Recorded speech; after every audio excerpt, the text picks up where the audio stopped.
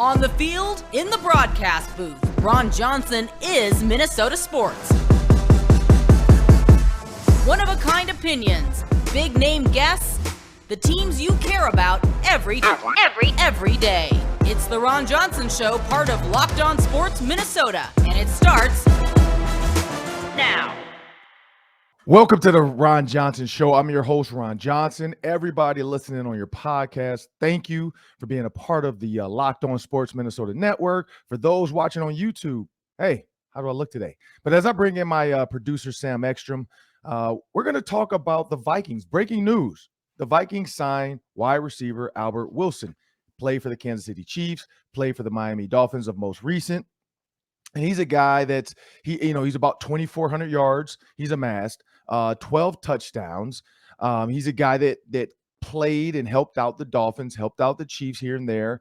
Not a big piece to the puzzle, but a piece nonetheless. And he's a guy that's going to come in and compete. And there's a thing when I look at Albert Wilson and when you name the names, and it threw me aback when I thought about it. So he's going to join Justin Jefferson, Adam Thielen, KJ Osborne, BC Johnson, Amir Smith-Marset, Dan Chisena, Tristan Jackson, Myron Mitchell, Thomas Hennigan, Jalen Naylor, and Blake Pro. That is a full room of guys. That's a lot of guys. And when you think about Dan Chisena, what does he do different than everybody else? Well, special teams. Amir Smith-Marset, what does he do different than other guys? He can return. I think that's what is going to happen because you know what KJ Osborne can do. You know what Amir Smith-Marset can do. And then we know what BC Johnson can do. I'm going to put BC Johnson up there with KJ Osborne. I think those are 1-2 pieces going into that third receiver spot to fight. But BC's got a lot of work to do. But you get a veteran guy in BC. You get a guy that started some games. You get a guy that was a very good piece of this puzzle when Adam Thielen went down against the Lions with, I think, a leg injury, if I can't remember, a couple years ago. But that's what this room is about. Amir Smith-Marset falls into the 5. I just think logistically that's how it goes. And then Dan Chisena is your 6. And so when you think about bringing in Albert Wilson, what does he do different? Well, he's 5'9". That's different than everybody else in that room.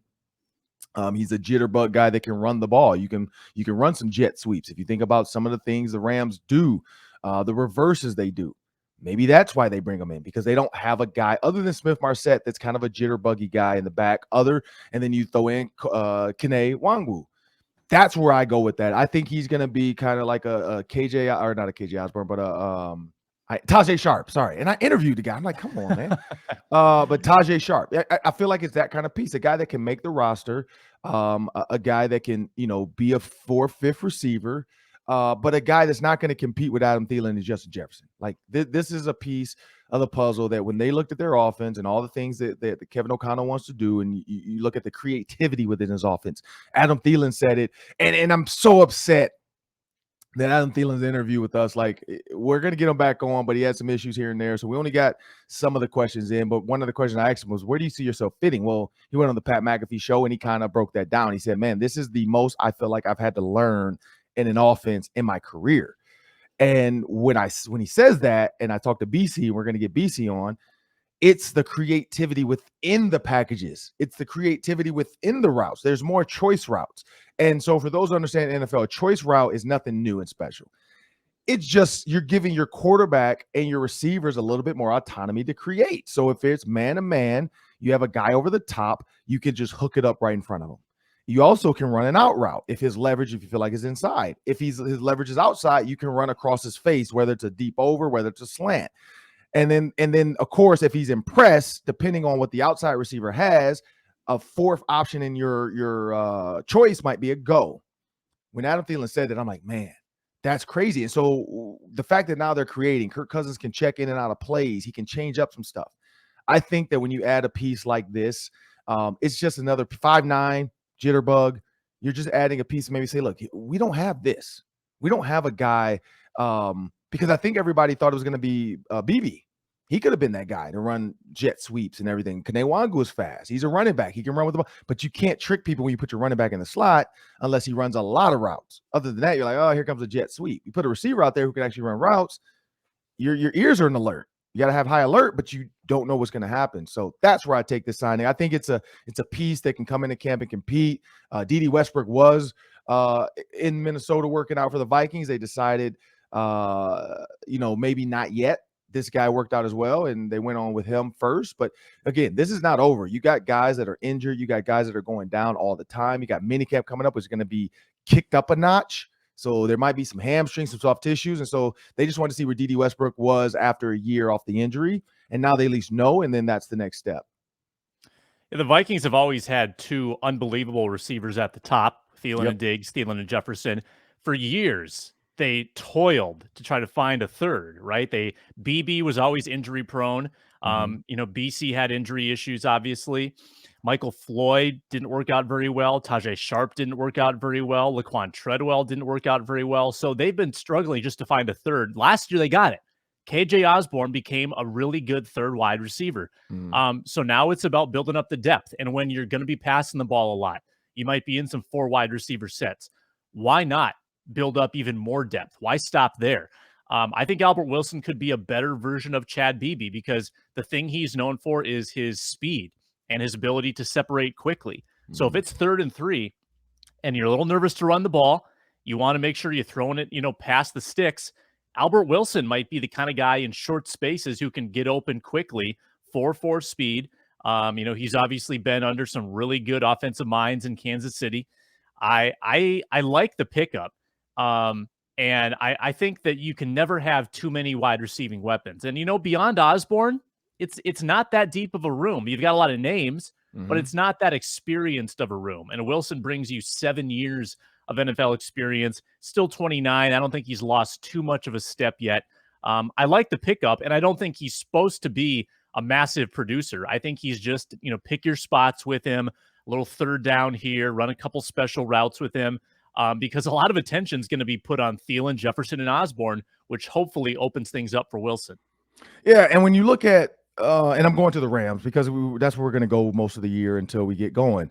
Because of who they have, Kevin O'Connell, I got to go back to the Rams receiving room. And so Kevin O'Connell in his mind, what did our room look like? So you look at Van Jefferson, you look at Ben Schoenrock, or Schoenrock. I don't know how you say that. Skowronek, yeah. You look at it was in there. You got Cooper Kupp. You got Tutu Atwell who went down with injury. You had Odell Beckham. And so when you think, and then you had Woods. And so when you think, and he went down with injury. So when you look at all these pieces to their puzzle, and currently they have Allen Robinson now from Chicago. They got JJ Koski, however you say it. So when you think about those pieces, and I remember specifically Skonek, whatever, Ben, number 18. I forgot who went down, but he ended up being the guy to have to run the deep go. And when you are the 4th or 5th wide receiver in the room and you're in the game in a big playoff spot, big Super Bowl spot, and you get sent deep, you think like, I'm the clear out guy. Now, Matthew Stafford's like, look, dude, you're one-on-one with the safety, and he chucks it up there. Dude hits the ball like off his shoulder pads, completely just drops the moment. Like he could have been a big time story of like, here's another situation where like Tom Brady has done that in the past. He's turned a nobody into a star in a Super Bowl or a playoff game. Matthew Stafford had that same thought. Like, look, nobody's going to go with Skonek or whatever, how you say his name, Ben. Skowronek. There it goes. Nobody's going to go in him, and Stafford gets it. So when I look at these pieces here, Kevin O'Connell is having that same mindset. How can I get a guy like that? That's maybe Jan Chisena. Like we're throwing out these names like we think they're locks, but we don't know what they want out of their guys based off their offense. Dan Chisena's fast. Dan Chisena's long. Dan Chisena can get behind the safety. His speed has not been utilized yet. We haven't seen his hands, but that could be a guy that becomes the 5th, 6th receiver in that because he is a special teams guy that nobody else is going to do, which is gunner, kickoff return, and he doesn't mind doing it and does it well. I think that's some of the pieces to this puzzle that we keep forgetting. Special teams is huge. Like you can't carry 5 to 6 receivers and 2 to 3 don't play special teams. Like it just doesn't happen. You don't have that flexibility anymore with 49 guys 49 guys traveling and dressing, 53 guys, 49 dress. That's kind of the big overarching message. We got to remember special teams is key. I got a chance to see the special teams coach yesterday, and some of the things he's looking at doing, the drills, the guys in there. Hey, that 3rd receiver spot is kind of the 3 locks. And then after that, these next 3 have to be special teams guys, most likely, where you get Smith Marset, you get Dan Chisena, and then you get BC Johnson, who's a special teams guy and has been So I think that's going to be the key for those other three is Keenan McCardell is going to have to fight for him, but he's going to say, hey, look, this guy can play gunner. This guy can play kickoff return. That's where I think it's going to be key. And the same with DBs. We've seen in the past 9, 10, 9 cornerbacks, 9 DBs, 9, 10 DBs going in the game for Zimmer. It's not that defense anymore. So where do they find pieces? Can they go to a game with 7, 8 DBs and hope they all stay healthy and then pick up more linebackers because of the 3-4 situation, all this other, there's a lot of nuances that are going to be a little bit different this year as far as numbers and how they go into a game. But next up, we're going to take a look at the Minnesota Vikings behind the scenes. Why? Because I was able to be there, not as a media member, as an employee. I did a show yesterday for the Vikings, and then I was asked to stay at practice. And I can't divulge everything I learned, but I can give you guys some key tips about what's to come for this Minnesota team, conversations I had with Kwesi, Kevin O'Connell, and why Kevin O'Connell has a bad back. We got to figure that out next on the Ron Johnson Show. Stick around for that.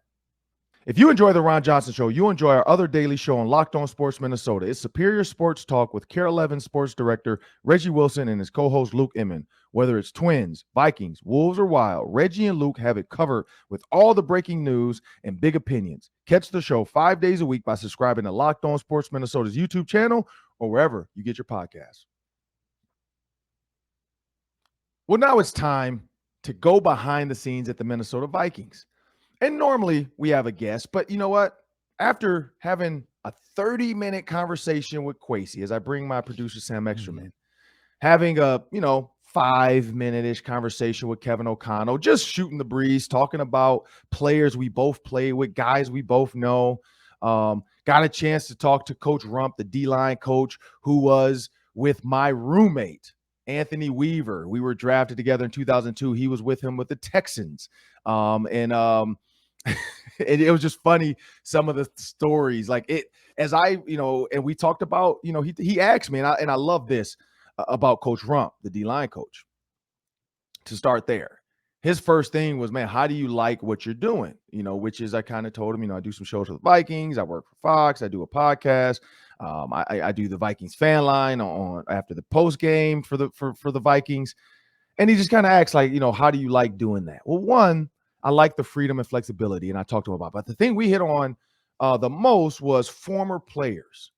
We both, he was a former player as well. He was at Alabama with one of my former teammates as well, Terry Jones. His dad, Terry Jones Sr., is the weight coach, so he was there at Alabama with him.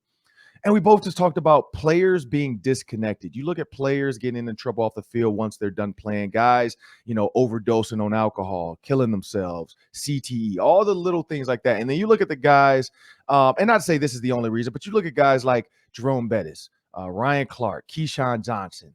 The list can go on. Marcus Spears, Dan Orlovsky.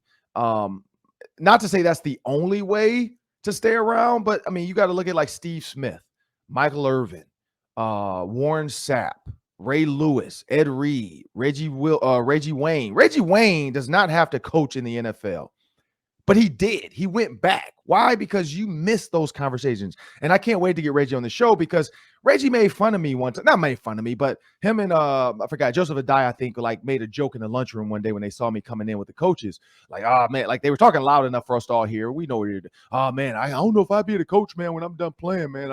I can't come back here, man. Blah, blah, And look at Reggie. He's back coaching. Why? Because when you leave football, it's a fraternity, but it's the only place in the locker room where no matter what's going on in your life, the locker room is going to be like neutral ground. I don't know if that's France or Canada. I always hear that joke, but it's neutral ground in the locker room. And so we talked about that. Then we talked about Kwesi walks up, and Kwesi was college classmates with one of my former teammates, Chisholm Oprah. And Chisholm is now a scout, but they both were at Princeton. Kwesi comes over, and that's the best one because he just stands there with us for 30 minutes, like just talking about hooping, talking about his fiance. We talked about Kirk Cousins. We talked about my top 10 tweet. They all saw it as well. And so I even like his take on that because I kind of, we talked about Shannon Sharp, blah, blah. But, Kwesi even he's like, man, yeah, you can argue he's a top 10 quarterback. Like, you definitely can. Like, because he's like, everybody that because they were talking about my tweet, and I looked at it too. He's like, everybody that disagreed with you put Kirk in 13 or 12? What's the difference? And when I thought about it, I'm like, you're right. What's the difference in 9 and 13? Not a lot. It's not a huge, because my take, and I said it, because I'm like, look, man, we're being open and honest. I'm like, look, I don't put Kyler Murray ahead of Kirk Cousins. And they were all like, yeah, I can see that. Like, but it's the coach. It's the skill set. It's what you're going to do with Kyler. Justin Fields, I saw some people try to joke and throw him in over Kirk. So when you look at that, and you look at that conversation, like I'm excited about and I'll tell the Kevin O'Connell story later, but I'm excited about where this team is going just for the simple fact of that. He talked about analytics. We talked about NFTs. And his analytics, he said, you know what? Analytics are just like stats. Coaches use stats all the time to dictate who they're going to cover, who they're going to try to stop, what they're going to do on third down, X, Y, and Z. He said, that's analytics. They just don't call it that. He's like, everybody uses numbers. You just call it what you want. He's like, I went to Princeton, so people want to throw analytics in my face or say whatever. He didn't say it that way, but that's how I took it. They want to throw analytics out there, but no. He's like, I go with my gut too. Like, he's like, I go with the numbers, but everybody goes with the numbers. And then I have to make a decision based off my gut, what I think, and what I see fitting. And he said he watched, he had to catch up on film. He had to watch all the practice film and all the stuff and blah, blah, as a GM would do. And yeah, it was cool, man. So that was my takeaway, Sam. Like, and any other questions you want to ask Sam, go ahead. But yeah, that was like one of my early takeaways from just one day being over there. Yeah, well, I want you to eventually tell me why Kevin O'Connell has a bad back. But as far as Kwesi goes, I love his new approach so far. Now, I don't know, how it plays out when decisions actually have to get made. I just know what he's told us about how he likes to make decisions, Right. in theory. But taking it all into account, the numbers, the eye test, the scouting, the analytics, and then putting it all into this big pot and kind of stirring it up, and then out pops sort of this final evaluation, if you will. Football has a heartbeat, right? Like there's a lot of different variables in it. Scheme is huge. Your previous team's win-loss record, can influence how things should get judged. The coaches that you have, the teammates that you have, like all of that should pour into evaluation. So when you're talking about draft, free agency, I'm really interested to start getting kind of a body of work to see how he approaches this stuff. And not only that, Ron, but to see how his pickups this year perform. How's Harrison Phillips going to do?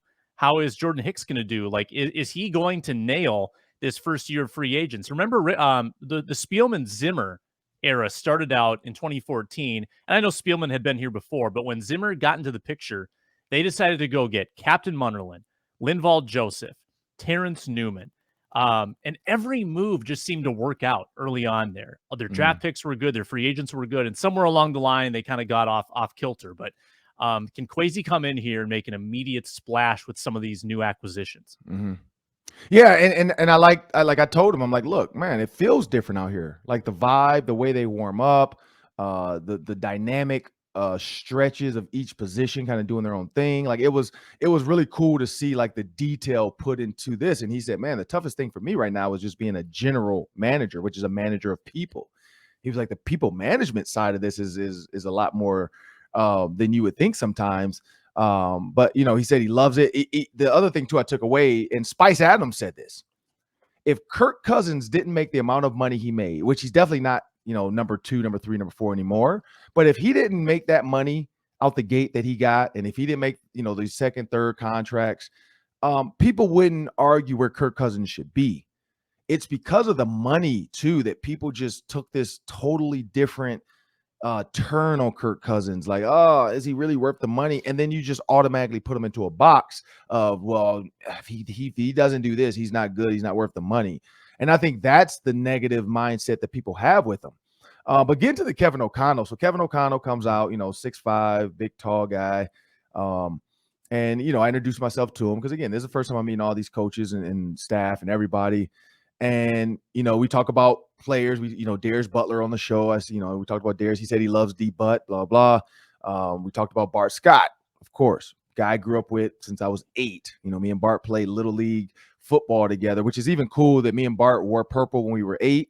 And then we wore purple when we were 21 with the Ravens. So it was cool to see. And I didn't know Bart was even getting picked up by the Ravens because he was a free agent. I didn't find out till literally all the draft picks get off their planes. Everybody flies in different times, but everybody has to be there by a certain time because they're like, look, the first shuttle will be here at 4:00 everybody on the shuttle for the Ravens at 4:00. So we all get on there. I look back, Bart Scott's in the back of the bus, and so, but Bart Scott, for those who don't know Bart is what he is. Bart is super he says the weirdest stuff sometimes. His analogies, and he and I are kind of the same. We both take these analogies from all over the place. We bring together. Maybe it's how we grew up. Maybe it's our upbringing. Who knows?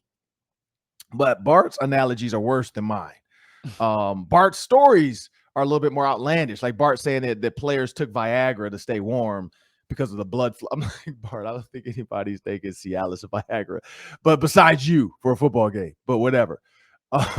Like Bart says that we are everybody and it's him. But Bart, basically, Kevin O'Connell had a herniated disc in his back and a hurt back because of Bart Scott. And I forgot the other player, but basically said in practice, he was the backup. So he had to do some of the scout stuff. They did like this twist. And Kevin said partly it's his fault. If he had kind of just stood still, maybe he wouldn't have got hit. But he tried to maneuver out of the way of Bart and another guy. And Bart hit him high. The other guy hit him low and back just gave out. He said Bart's the reason for his back injury because Bart hit him in practice. And I'm like, wait, what? I'm like, you're not supposed to hit. I'm like, y'all were hitting back then? I know quarterbacks. We weren't hitting our quarterbacks. He was like, no, it's one of those, he's not supposed to hit me, but he hit me. And I'm like, yeah, that's Bart. Bart sometimes goes faster than his mind. And he probably was thinking okay, quarterback's going to stand there. I'm going to just run through. Kevin did say I shouldn't have moved because if you move and they're moving, their only option is to hit you and not hurt themselves. And so it's like, do I hurt myself or I hurt the backup quarterback? Let's hurt the backup quarterback. And they nailed Kevin O'Connell. And he hurt his back. But yeah, and so that was a quick conversation. He had to get out to practice. I wasn't going to be that guy to hold the head coach up. But, it was kind of cool just to meet him quick, talk to him. And then, we're going to have some stuff as the season goes because just like with Zimmer, we'll be around and training camp and so on and so forth. And there are new staff but yeah, it was just cool to see behind the scenes and some of the stuff, with the coaches, how they interact. Like, what is it? Bill Minuski, former player. Yes. Yeah. Is he linebackers? Yeah. Linebackers play with Pete Bursis. This dude had his gym shoes, his tennis shoes spatted up. That's how you know he's crazy. He's a former linebacker, so they're already crazy. This dude had the hoodie. I mean, he was doing a little workout too, but he had the hoodie on, fully spatted his gym shoes. Took some Jordans and spatted them up for practice. I don't know why. You're not running full speed. It's just what he wanted to do today. He just mentally, I'm a spat up. I don't know why. I'm a spat up. It was cool. It was just cool to see the personalities coming out. Of course, Keenan McCardell comes out he's cooler than the other side of the pillow. Got the, the 1985 fro going. And, it's just, it's fun to see the vibe. You could just tell it's a little bit different, guys. And of course, there's no pads, no hitting. So training camp, we'll really get to see that vibe. Are these dudes still excited? Or are you like, oh, here we go again. We're back at training camp, 2 days, whatever. But no, it was just fun to meet new blood. All these coaches came over and, they're all playing basketball together because they're a younger staff. Ed Donatel's son, I heard, is a baller, lefty. So, I told them they play. So they were like, hey, man, if you ever want to come play, let us know. I don't know if I'm driving to Egan to hoop, but maybe one day I might do it just for the experience to go over there and show them I got it. But yeah, no, it was a fun day just to be on the inside. And I left my phone in my pocket, no recording, no nothing. I wasn't trying to be a reporter. That was the hard thing about meeting Kwesi, not being a media member in that point and wanting to get some juicy nuggets from him or just have a conversation about his fiance and, moving to Minnesota and, dating her through the pandemic and all that stuff. We were just having normal guy to guy conversations of former players and everything that, guys that knew each other. And it was just cool to see him, in that setting, a GM out there wearing joggers and a hoodie and a vest. It's like, man, this dude is he's just a regular dude. And I think that's cool for players to feel like they can approach him, they can walk by and speak to him. They can talk to him. They can have a conversation with Kevin O'Connell. He's out there in the Unreal hoodie. We're gonna break some news at some point too. Adam Thielen is making a switch from his Adidas deal he currently is under. So at some point we had to get Adam back on and break the news. I don't know. I might text him and say, hey, can I break the news myself? Because he hasn't put it out there yet. But he told me face to face, hey, I think I'm making a switch. Not cleats though, not cleats and gloves, just apparel. He's making a switch. Cleats, he's like, hey, I'm gonna go with whatever they give me. But for his apparel, he's making a change. So yeah, I mean, it was cool to be out there and get all those little nuggets. But had fun. But next up, we got the Daily 3. That's 3 questions, 3 minutes. Stick around for that. Do you want instant post-game reaction from insiders that cover your favorite sports teams? Well, check out Locked On Sports Minnesota's podcast on YouTube or wherever you get your podcasts. Following every Twins, Vikings, Wild, or Wolves game, our Locked On team hosts are broadcasting live with team insiders like Kevin Gorg for the Wild, Brandon Warren for the Twins, and never miss a podcast by subscribing to Locked On Sports Minnesota's YouTube channel and wherever you get your podcasts. Time for that segment, and that's the Daily 3. That's 3 questions, 3 minutes each. Take it away, Sam. I looked at the calendar. It was June 1st. That means we are 3 months from today away from the Gophers football season. So I got thinking, Ron, what are the chances that the Gophers football team ends up with more wins than the Minnesota Vikings? Different length of season, so it would have to be a really good Gophers season. But is that possible at all in your mind? So originally when I saw this question, I was like, there's no way in hell. Like, it's just, you got to get 10 wins in Gophers, and that's big. You're Big Ten champs, most likely, if you get 10 wins. But then there's also, so this thing, are you talking regular season? Or are you adding the bowl game into this? Yeah, let's put bowl game in it. Okay, so Big Ten championship possibly. Bowl game in there. So now the Gophers possibly playing 14 games. Could they get 12 wins out of that? Yeah, possibly. But here's the thing about the Gophers schedule. So if you look at the Gophers schedule early on, just like any other sport. So you look at football, you look at basketball, you look at baseball. And we talked about the Twins with Aldridge Martin. It's about starting off fast. And so when you look at the Gophers football schedule, the big thing is early on. They got the Jerry Kill game that everybody's talking about with New Mexico State. You got Western Illinois. That's a win. You got Colorado. They killed Colorado last year, and now Colorado comes to Minnesota. The goal for the Gophers and Daryl Thompson-Bolt is win the games you're supposed to win. So I think that's a winnable game as well. You look at Michigan State. That's going to be a tough one. Purdue is winnable. Illinois is winnable. Penn State, tough one. Rutgers is winnable. Minnesota, Nebraska, win. Northwestern. Northwestern's not what they used to be. And they have to come here, so you take out that boring Northwestern atmosphere. And so I think that's a win. Iowa, Wisconsin, those are the question ones. So those 2 you take out. Penn State you take out. Michigan State you take out. Those are 4 that I think are going to be absolute battles. And so if they were to lose those 4, that now puts them at 8-4. The Vikings ceiling or floor is 7. When you think about they play the Lions twice and the Bears twice, that's 4 there. And then you throw in some of those other games that you just feel like the Vikings should win. I say there's probably a 20% chance, 25% chance the Gophers do it because they have to get 10 and they only have 12 games. So you got to beat Iowa, Wisconsin, Penn State, or Michigan State. You got to go 2-2 versus those 4 juggernauts. That's the problem with college football. There's not as lot, whereas the Vikings have 17 games now, 18 weeks, 17 games.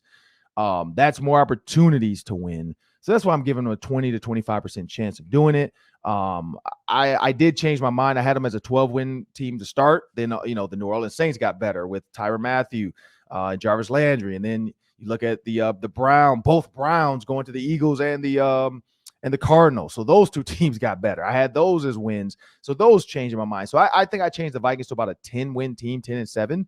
It's going to come down to some field goals, maybe get to 11, 12 wins, but 10-win season. So I think, 20% chance because I think the Vikings are going to get 10 wins. The Gophers have to hustle and be great to get to 10. And that's the only difference in that one. Yeah, I think the path is for the Gophers to go 9-3 and then win a bowl game. Yep. So that'd get them to 10. And then it's very, if the Vikings are a 10-win team in your eyes, I mean, who says they couldn't drop down to 9? Right. With a couple bad breaks. I think that's kind of the season they've had a lot under Kirk Cousins is that 8-9 range. So if they wind up at 9 again, and the Gophers go 10-3, that's a great Gophers season, by the way. Right. And hopefully some of those 10 are trophy games. Right. But hopefully the 3 aren't just losing to Iowa, Wisconsin, and Nebraska. I don't know who else. Who are they playing? Michigan this year? They're not. No, right? no, Michigan State. Okay, so no little brown jug. Yep. The Twins, Luis Arraez continues to stay red hot. After yesterday's afternoon game, he was hitting 361, and he was second in the batting race in the American League. Could Arraez make a run at the batting title? He's not far off. I mean, 350. He's batting 351. The other guy's 352, 356, and 363. So it's a close race right now. Again, average, because if you go down to average, it's averaging the whole time. And so you got these guys down at like 293, Cabrera, that's my guy from Detroit, 293 right now. Could he have a tear and just go off? Yeah, he can go off. Will it happen? No, it's not going to happen. And there's the problem with it. If he goes on a tear, he has to continue that to get his average up because he started off at 293, which is still good though. Like, let's not be mistaken. Like, guys in that top 25, top 30, they're all good. You just have some guys that are head and shoulders. It's like being graded on the curve.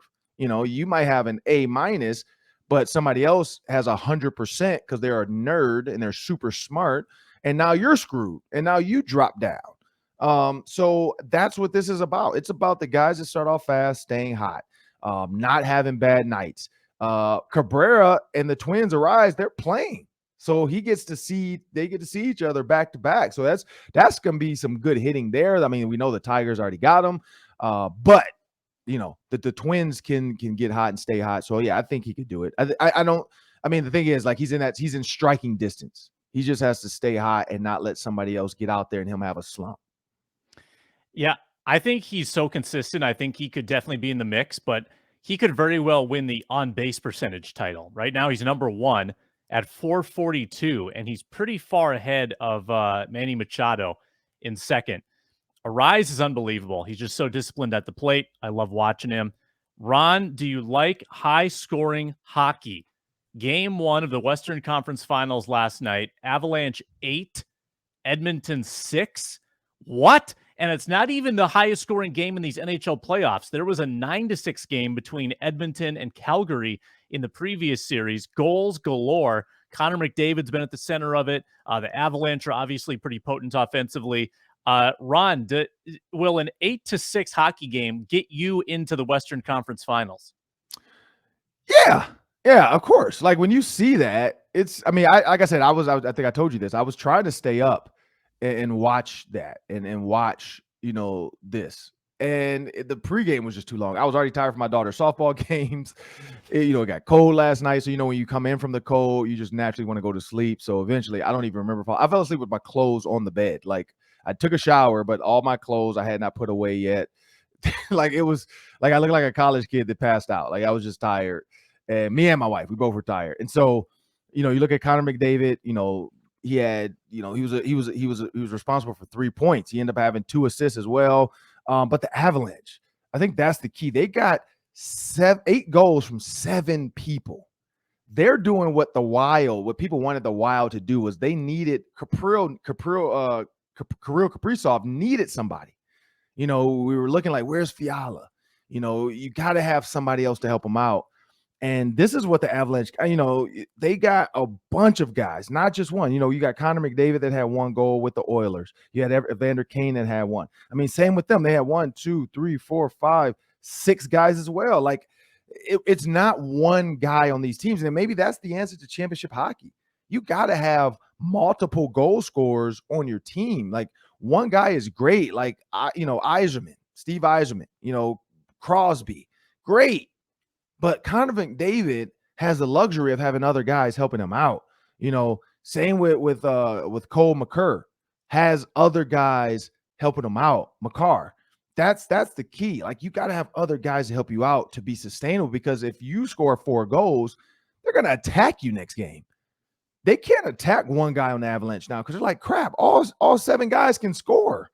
That's tough. But yeah, I'm definitely gonna, if it's on and I'm not tired, I will watch it just to see, because that's crazy. That's exciting to even be at, because I was there for a high-scoring Wild game, and I'm like, man, this is what hockey should be about. This is like 6-8. You can get a lot of like wishy-washy on the fence hockey fans to watch and go to hockey if it's always going to be 6-8. None of that 1-0 stuff. Stop letting these guys just do stuff they shouldn't do. Protect the scores, put the guys in the penalty box, get special teams on the floor, let it get fast paced. 4-on-4, who cares? Do it. Like, let's get some goals out there because it makes it fun, like you see. Yeah, and it's hockey, so I feel like a lot of people don't talk about the big storylines nationally, but on the other side, in the Eastern Conference, the Lightning are going for a three-peat. I mean, they've won it 2020, 2021. They're playing for the right to go for a three-peat. That's a huge deal in professional sports. So I'm watching that Eastern Conference series pretty avidly as well.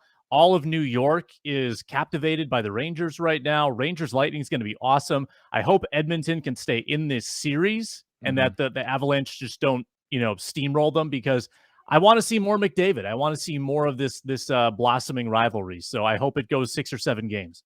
Yeah, people are excited for the Rangers because the Knicks suck. So I mean, they have the Yankees, but when you're a diehard Knicks fan, hey, you're like, okay, let's try to grasp onto something else because the Knicks suck and they're never going to get Patrick Ewing back.